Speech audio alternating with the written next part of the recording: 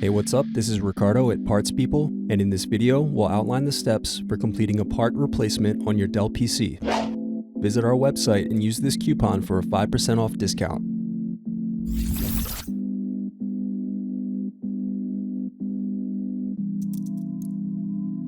Unscrew and remove bottom base.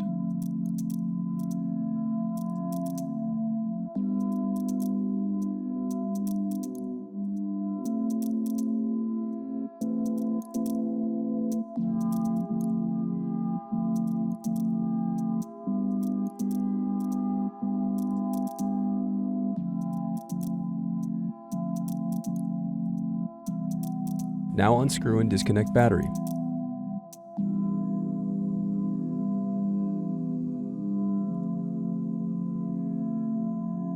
Then separate clips and remove memory.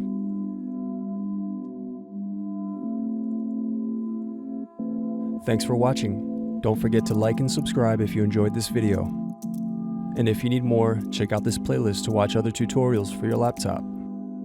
You can also click here to find parts for your laptop at partspeople.com.